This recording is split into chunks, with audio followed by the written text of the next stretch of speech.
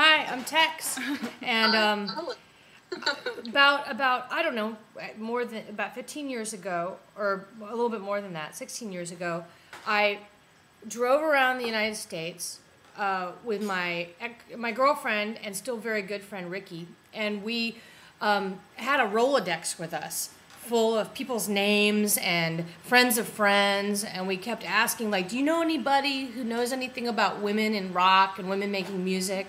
And we got referred from person to person to person, and I think maybe Vicky Starr gave me Evelyn's phone number, maybe, but you were a wonderful sport, Evelyn, and you agreed to meet Ricky and I on St. Mark's in New York, near Tompkins Square Park, at I think it was Yaga Cafe.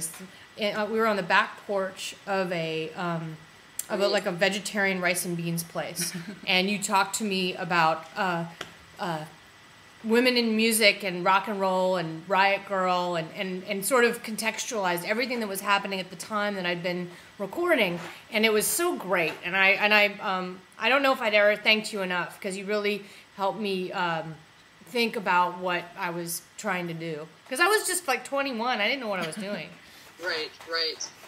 You probably knew that at the time, though. She doesn't know what she's doing. No. I was only... I think you might have told me to take the lens cap off. I'm not sure how I would have known that, actually. I'm making myself. I was not so old myself, and I'm glad that I was able to help. And it was fun.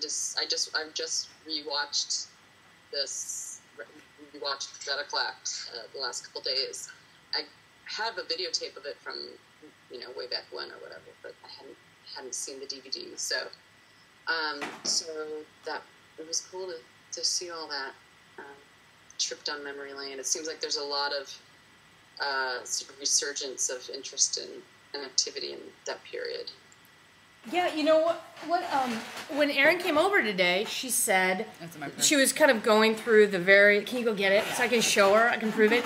She was going through talking about your books and your work as a journalist, and I said, "Oh, I still have my copy." And I have to tell you, I can't show you my bookshelf, but I moved to Portland about 3 years ago, and I used to have a lot of books, and it was like a book just purge. I only kept the things that I just had to keep, and one of the things was your book, which I'm really happy to have, that I love. And inside of that book, can you hear me that? I found this invitation, and I don't know if you can see this. It's the gayest piece of paper ever. If you hold it, you become gayer. It's got a picture of Gretchen Phillips on it, and Leah Delaria, and a bunch of lesbian comics from the time. And it says that the event is Sunday, May 19th. I'm not sure what year it was, but I bet it's a San Francisco area code. But it was a fundraiser for Curve magazine, because they apparently got into some legal trouble and had to get all their musician and comic friends to come bail them out. But that was my bookmark for Rock She Wrote. Talismans from an era. Mm-hmm, definitely. That's cool. Yeah. So what have you been doing since you were writing? Since you wrote your Rock She Wrote and your other books and your other work. You're an academic now? I am an academic, which is really a new thing. I'd never been to graduate school before. So I went back to school last year, and I got a really nice fellowship. So I went to USC and got a master's in journalism, and really with the idea that I was interested in teaching, and because I didn't have any advanced degrees, that it was going to be hard to get a decent academic job. Yeah. Not so much to get another job in journalism, because I've had several jobs in journalism, Yeah, I would imagine a lot of people go to school because they want to have the career you already have had without going to school. And so it's great that you're going to school so you can share that with others. That's great. Yeah. So I'm now teaching. I'm a tenure track assistant professor teaching journalism at Jesuit University of all things. No, I have a friend who went to law school there and had a great experience, great social justice thing happening at Loyola. Yeah, they really have a larger agenda than just making money, handing out degrees, and so that that makes me feel like pretty good. I always I was kind of the usual, like, the rebel girl academic that I wasn't going to teach unless it was at a jail or a community college, which, I'd still be happy to do either of those things. But I was finding that actually community college teaching jobs were hard to get without advanced degrees. So, this feels a little, at least somewhat close to those things. So between, the Village Voice years, I guess I'll call them my New York years, and now, I actually lived in Miami for 8 years. I was the pop music critic at the Miami Herald, and then worked for a little bit for a website up there. So sort of started transitioning into new media, which is actually what I'm teaching now. Cool. It's new media. So that's it. And I've written, a few. I periodically write books, along, and I'm, have a book contract right now also. So what are you working on? I'm working on a book on the Runaways, the band. Oh, it's so good. I can tell you vividly. I had not heard, I knew about Joan Jett. I had my hair cut just like Joan Jett when I was, there's a picture of me, I might be 9, and I remember going to the hairstylist and probably saying, like, Joan Jett, and getting home, and my dad being like, okay, it's on. But I did not know about the Runaways. I missed that because I learned about most of the music that I knew about at that time was at the skate rink. That's where I'd heard, those songs. And so when I met Gretchen Phillips and I was on touring around with her, we went to her apartment one day and she had just she had vinyl records and all these magazines, and she's a really good archivist. She has all these files that she kept. She's very organized and pretty fastidious. And she had made me a list that I eventually lost. I carried around for years of all the music that I must listen to that was recorded by women. And Runaways was like, it was like all Runaways were in all caps. And I was like, who are the Runaways?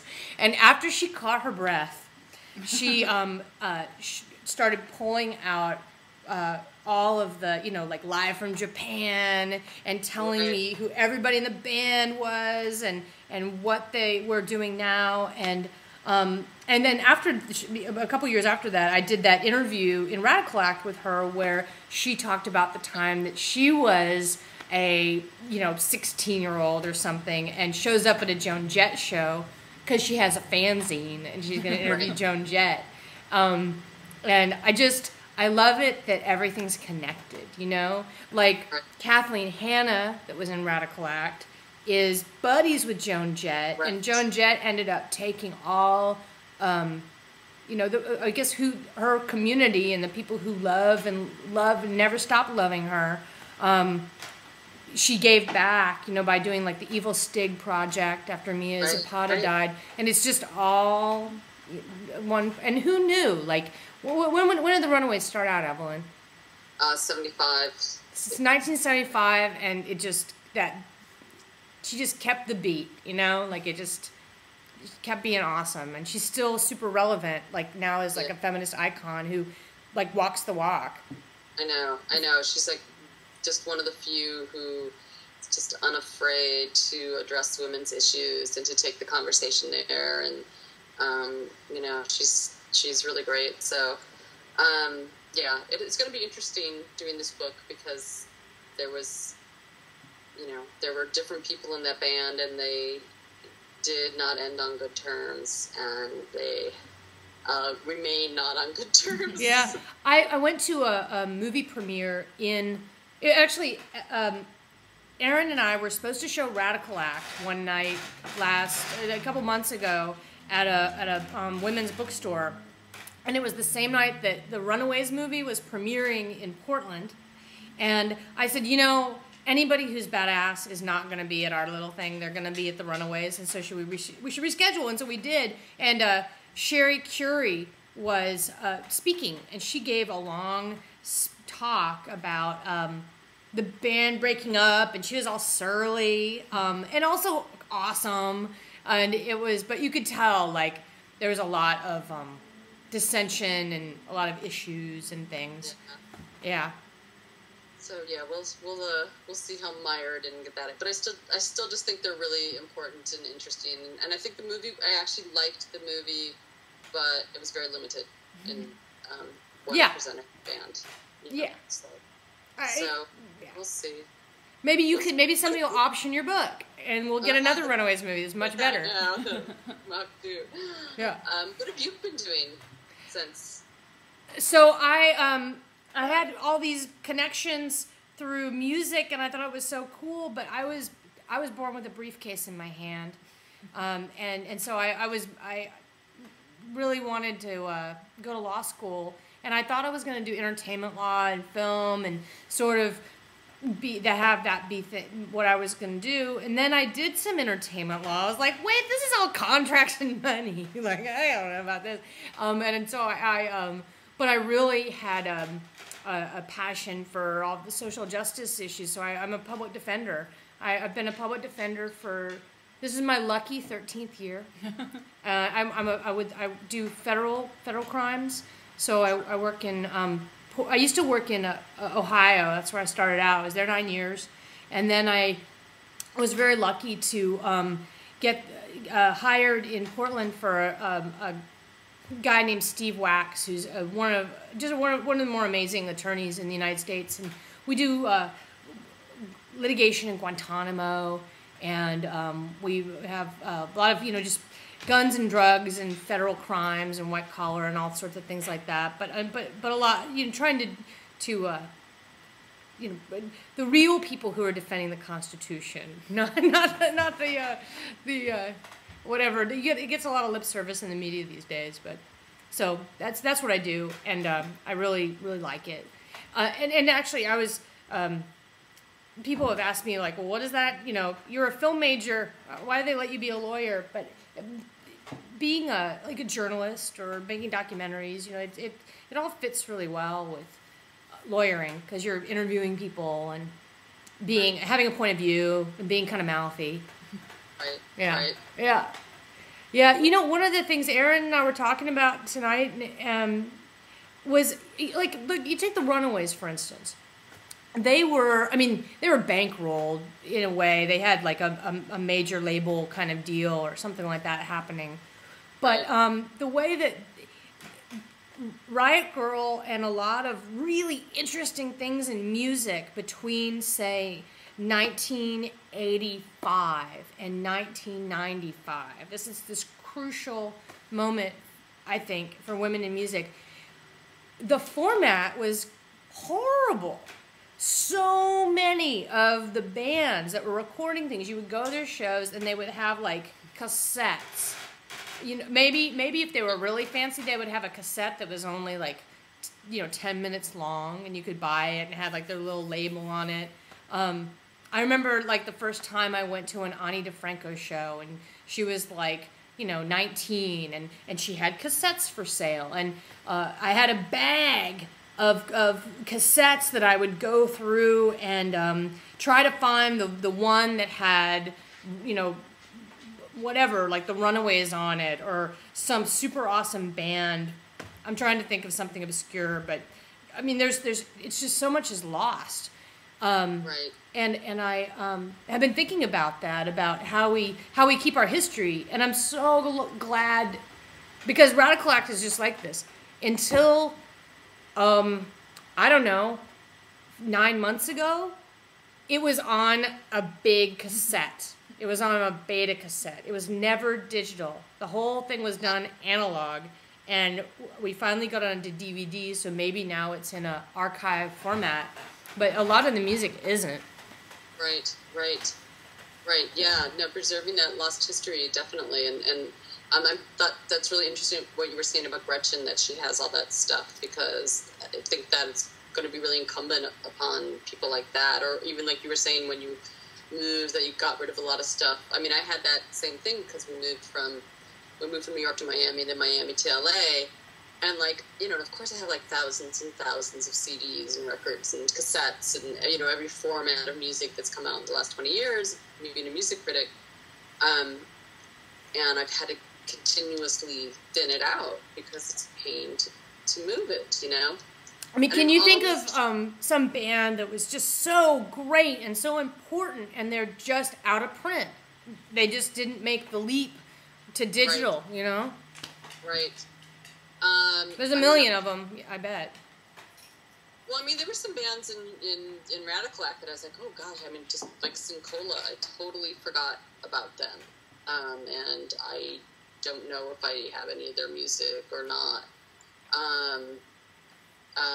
You know, even like predating our era, there was a band called The Bloods in like the late 70s in New York, that I don't think any of that has ever come out on any That's format. interesting. There was a band in Portland that had a little run that was good called the New Bloods. And I didn't get it until just this very moment that might have been what they were talking about. That's too. Huh. They had made one vinyl record. I don't know that they ever made it to digital either, but they were very good. Actually, you know what amazed me was realizing that the Throwing Muses' first album never came out in the United States. That it was only a 4AT. Wow. And I have like the Throwing Muses, you know, first demo cassette tape. Speaking of cassette tapes, yeah. Which is great stuff. That has never seen the light of day here.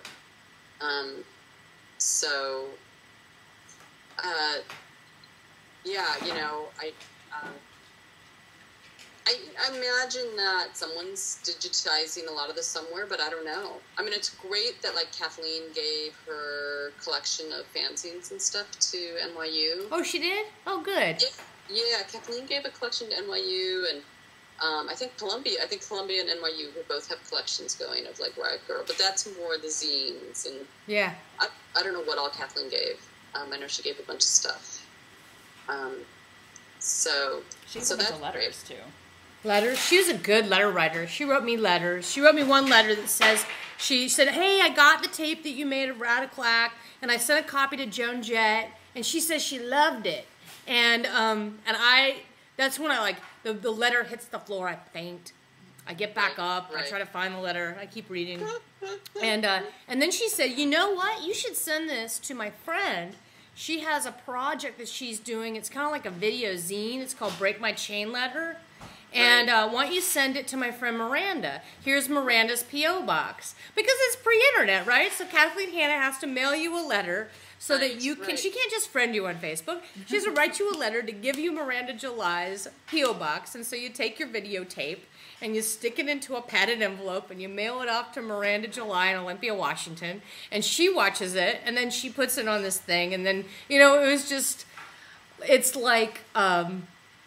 it's like trying to speak with drums, you know, in the you know, the wilderness or something. Smoke signals. It's just everything was slow, but it all seemed to happen and work.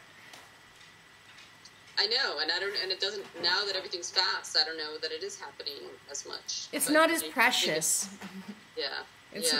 That's what's lost, I think, is how precious it is to have that postcard that has the P.O. box and all those P.O. boxes. Do people still have those? What happened? Boxes.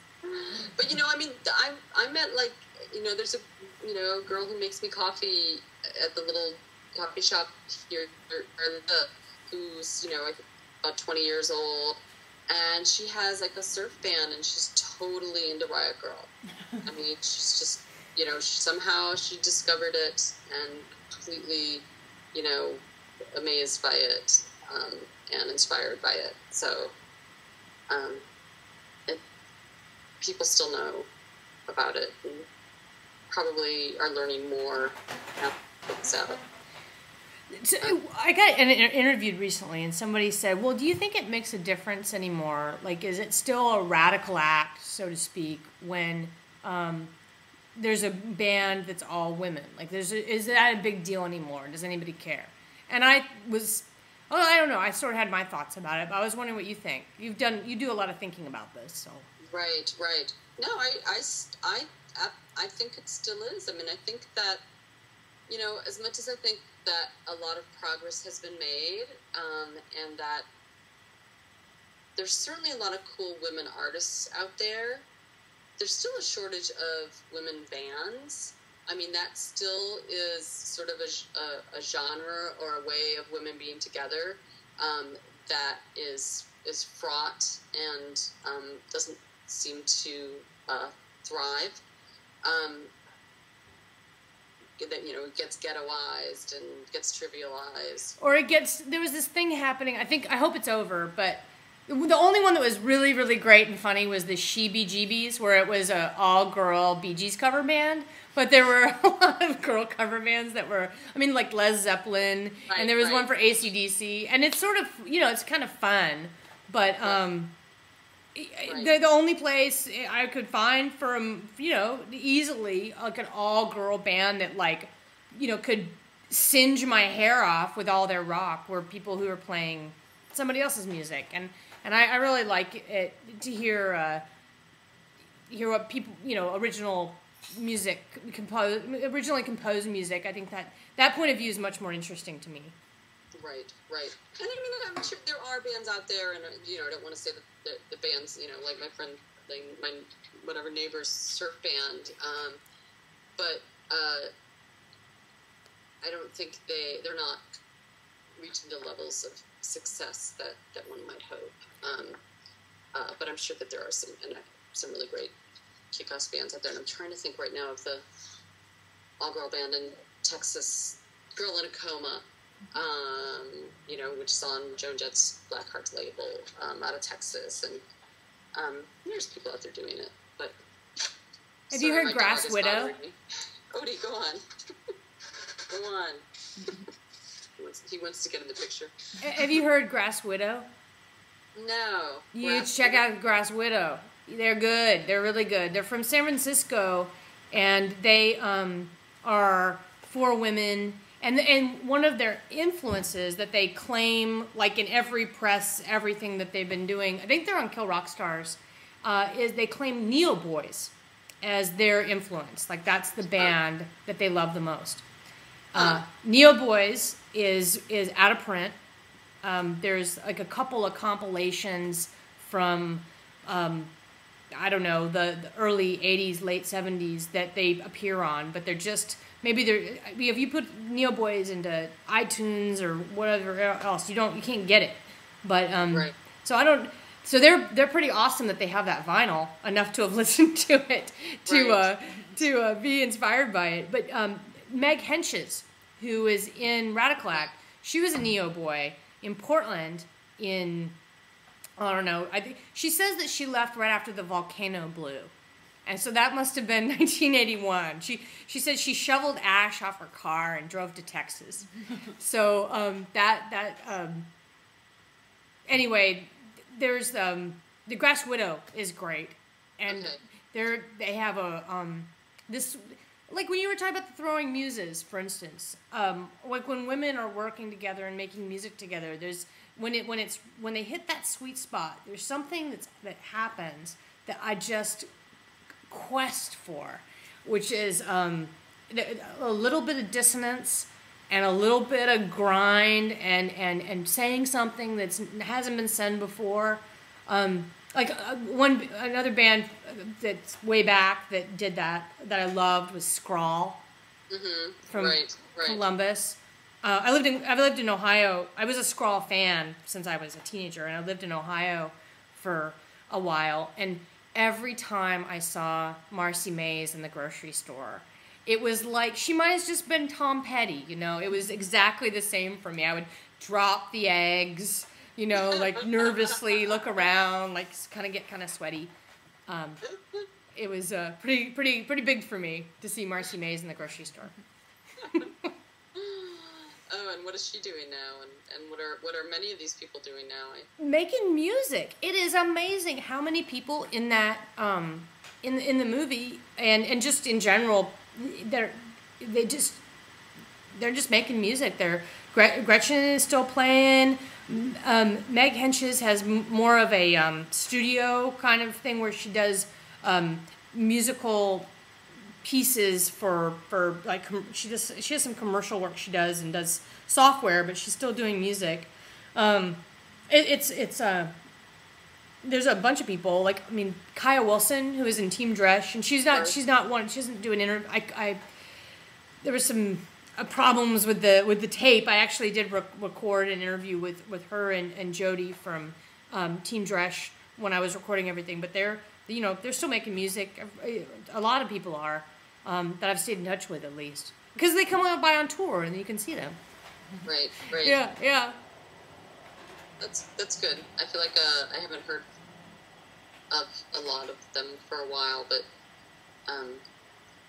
good. I think I heard Gretchen knows about the God is my co-pilot girl, that she's doing something interesting, but I can't remember what it is. It might be in film, but she's making media and still making culture. Right. So are you interviewing a number of the people that were in it? Or? I'm a full-time public defender, and so I have been really blessed to have found A Million Movies a Minute, because they're like, oh, we do documentaries. Like, oh, I made a documentary once, but it was not very good. You won't like it. And they were like, oh, this is great. Aaron was like, oh, we want to promote this. We want to do this. And so I'm just really lucky, because I don't have, I work, a lot on my job, doing things with my clients. And so I haven't set up any of the interviews myself, but I'm very obedient. And so when I'm showing up, and it's really exciting, and it makes me really happy that I can connect with you again. Right. Yeah, because I started law school 2.5 months after I finished editing. Wow. And so not that many people have seen the movie, and I hope more people do, because of the the history part of it. Right. But I'll be doing more interviews. Aaron will be doing more interviews. This is good. Yeah. Like, like Kay Turner, she's like the folklorist for the city of Brooklyn. Really? Yeah, is that right? She's Brooklyn Art Museum. Mm-hmm. Brooklyn Art Museum. Okay. That's where the dinner party is. That's cool. Right. Yeah. I know another New York musician who was in Riot Girl who works there also. So that's interesting. Oh, who is that? Silver. Her name. Anna? Silver. Anna Silver? Could be. Don't know. I don't know. Yeah. So sure Riot Girl is everywhere. It is. So with your Runaways project, or is that something where you're like, is it a historical piece, or is it more like a survey where you are talking about impact? Well, I'll do both, but I mean, basically, the idea is to write the history of the band in full, from beginning to end, as opposed to the movie, which sort of had this weird take on just one part of the band's history, and all the members, and then relate it to sort of bigger issues of women in pop culture, being a woman in California in the 70s, sexploitation, empowerment.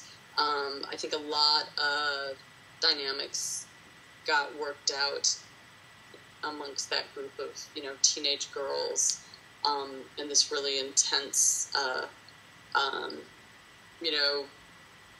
moving, sometimes horrific way, So I think there's a really just interesting story in what happened to them. So, will you be interviewing Kim Fowley? I will hopefully be interviewing Kim Fowley. I've already done a number of interviews because I actually, when I was at USC, this was my thesis.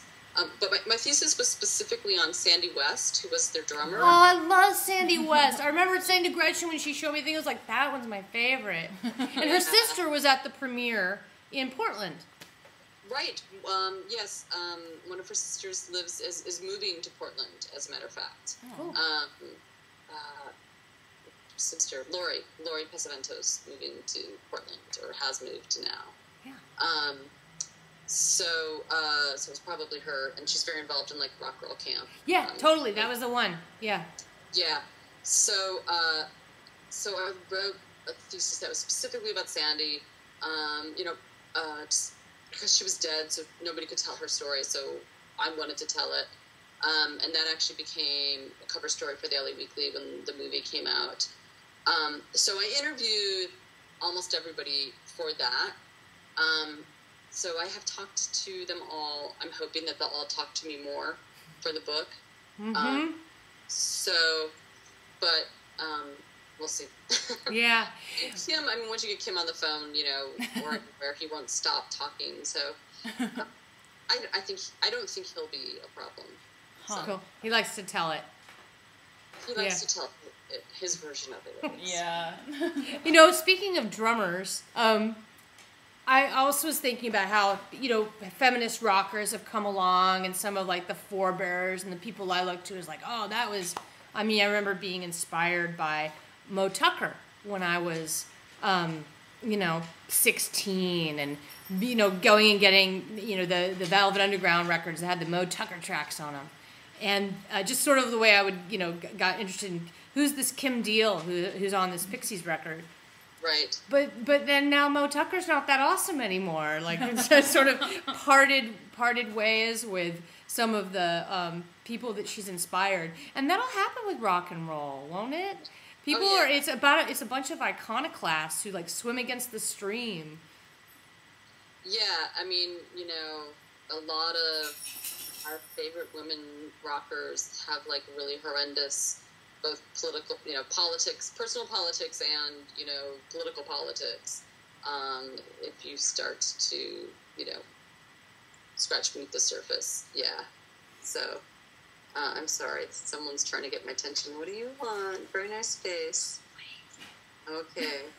Someone's waiting for me. That's what else I've been doing. I procreated. Oh, did you? Oh, good. I thought, that must be a little person. There's a little person here. Cole, do you want to say hi? Say hi to Tex. Hi. Hi.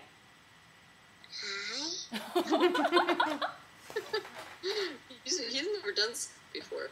All right, cool. I'll be there in a minute. What do you want? All right, cool. Go on. That's me, yes. Well, Evelyn, I wanted to ask you. Go on, cool. So, yeah, I don't want to start talking bad about some of our heroes. I wanted to ask you a quick question if I can duck in real quick. Sure.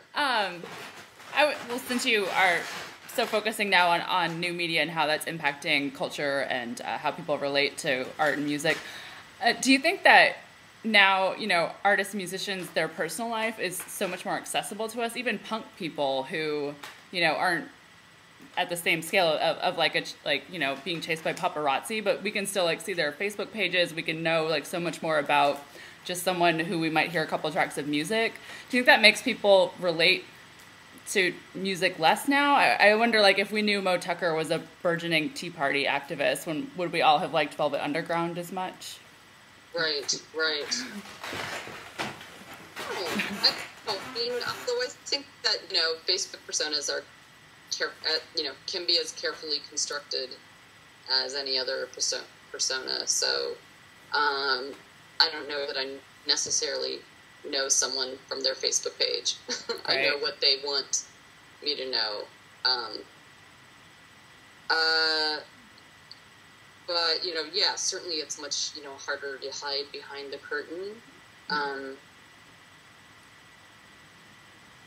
And there's a mystique that's gone, but I think that's good. I think for some people, and, going back to Throwing Muses, I mean, Kristen Hirsch, her whole way of making music now is to be very intimate with her audience and be really dependent on them. She's basically a listener-supported music act now. She does, partakes in she's founded the whole cash music system. Yeah. Her husband manager. Where she is letting people in on the art making process.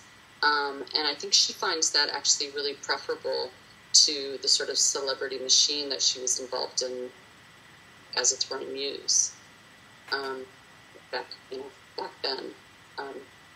Well, people don't want to keep doing it if they just do the same thing, right? Like, nobody really wants to be Loretta Lynn. They don't want to have to sing Coal Miner's Daughter, right. Twice a week for 30 years. And the people who are still interesting are the people who keep changing, what they're doing. But and I don't know. I mean, I think people just they're at the end of the day, though, they go back to who they are and where they're from. And so, like, I remember there was this band in Ohio that I loved called Sheezus. Did you ever heard it called Sheezus? Like Jesus? God, they were so good. And I remember talking to the lead singer, who was amazing. Her name was, I think they called her Hilltop Heather. She had this amazing rock and roll voice. And I said, Heather, what is your band? I don't know how it came up. And she said, said, I'm not a feminist. I don't really know what feminist is. Like, that's stupid. People ask me if I'm a feminist. But she had a band called Sheezus, so I don't know what that meant. But like this way that they want to push away. They don't want anybody to label them. They don't want anybody to say you got to do this thing, Right. Because they're still from a small town in Ohio, and they're just not about joining up or that. There's something about being kick-ass if you're going to be in rock and roll that doesn't really fit with joining a folk music Girl Scout troop. Right. But that was sort of what was great about that mid-90s moment, was that a lot of artists were not afraid to say that they were feminists, or that they were political, or that they were pissed off, or that, being a woman was important to them, and that, that was part of who they were and what they were, expressing. As opposed to now, to go back to like some of the bands now, I mean, like, one of the all-girl bands here in LA is this group, Chelsea Girls, which is kind of like sort of a super group of all-girls. They've been in other bands, and they're, they're like just, I mean, they're like the Spice Girls. They're, except like the Spice Girls at least like mimicked feminist rhetoric. Are they veterans, like in their 30s? I don't know this band, but are they like in their 30s kind of thing, or? No, they're more like in the late 20s. Okay. And, they're very, like, they're, like, very avowedly anti-feminist and just sort of, like, kicking everybody back, 100 feet. They're going to revive Foxcore? Yeah. Exactly. Still sells records or something. Yeah. It's still hard. And, I mean, I don't think you have to, say you're a feminist to be a feminist. It's more important what you do and what you're expressing. So, I mean, I don't think that, like, everybody has to, like, pass the, I swear I'm a feminist litmus test. I just, like, it's a question I really try never to ask artists, because, I mean, artists just don't like to be labeled, in any way. I mean, Ariel couldn't stand being called a punk, She's like, nobody's really a punk would ever call themselves a punk. And, she's like one of the founders of punk, but she would never, ever claim that label. Artists just don't like labels. And as long as they're, kicking open doors and challenging stereotypes and expressing our lives and points of view, that's more important. Something else we were talking about how things have changed is how it used to be so hard to be a music geek. Kind of, right? Because you had to have like maybe like a friend who was in it who would tell you. And then you'd have to go to the record shop, but there was only the one place that would have the thing. And then you had to get like Maximum Rock and Roll or Pulse or some kind of, print media to read and find out who the bands were. And like I remember reading an article of Rolling Stone where Patty Schemmel, who was the drummer for Hole, was talking about what her favorite records were that came out that particular year. And one of those records was the Geraldine Fibbers. And so I, just based on Patty Schemmel liking them, went out and bought the record. And that kind of word of mouth kind of thing. But now it's all the internet, right? And it's not hard to be a rock fan. You don't have to get Rolling Stone. Right. And there's something kind of democratic about it, I guess. Or maybe not. And I wonder if it changes the music and what's getting listened to. Well, I mean, I think that, what still gets called indie rock, although I don't know really, I think the indie of it lost its meaning a long time ago. I mean, it's just interesting that it's just completely become a genre that can have top-selling records without there being much blink of the eye. So in that sense, it's democratized. Are there women that are like so-called indie rock that sell massive amounts of records? Because I think of the dudes for sure, that are doing that. But I can't think of very many women who are it's so-called indie rock who are busting out with the, Well, there's women in Arcade Fire, aren't there? There's women in ensembles for sure. Yeah.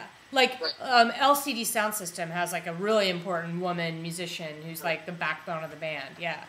But I'm thinking of like female fronted, like sort of women-centric bands. Not so much. Right. Well, I don't know. I mean, I think Lady Gaga could, I think she could have come up out of the indie ranks in another era. Mm-hmm. So I think she crosses a lot of borders and genres. And actually, I think it's pretty amazing that she's as huge as she is, considering the buttons she pushes. So, I don't know. I mean, I don't know how many records Janelle Monáe sold, but that's a pretty great artist who came out of... Oh, yeah, and Mia, MIA, yeah. Yeah, exactly. Yeah. Right. That one for sure, yeah. And she pushes some buttons. Yeah. And I mean, they're not, not so much the last few years, but Amy Winehouse and Lily Allen. Yeah. So. Oh, yeah. Yeah, that's cool. The yeah. Right. Yeah, definitely. I don't know. So they exist, but indie rock's thought of a lot more now as being like a sound than actually like any affiliation with corporate sponsorship and support. Right. For what it's worth, yeah. Yeah. Right. Exactly. Cool. Well, sign off. Yeah. Hey, what I was thinking is that, all these rock and roll girl camp things going on? Mm-hmm. I think this can only be a good thing. That there's already bands that play out in Portland that have been playing out for a while now. Like there's one called Bluebird that they opened for Thurston Moore recently when he was in town, and it's a bunch of 18-year-olds that all met in rock camp like 4 years ago and have been playing together. Right. I think there's going to be a number of really like technically good, like really good girl rock bands coming up. Yeah, no, I think it's amazing. It's absolutely amazing. And that it's national and that it's being supported by the women musicians it's being supported by it's incredibly cool. I wish I could have gone to Rock and Roll Girl Camp when I was growing up. Me too. Cool.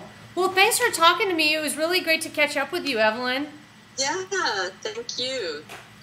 Good luck with it. Yeah, well, thanks, and I'm gonna look for your Runaways project. I'm gonna read your Sandy West article. Thank you for telling me you wrote that, because I've had a little preoccupation with Sandy West since I was a young girl. Oh, then you should definitely check it out. I will. Tell me what you think. Cool. All right, see you later. All right, bye, you guys. Bye.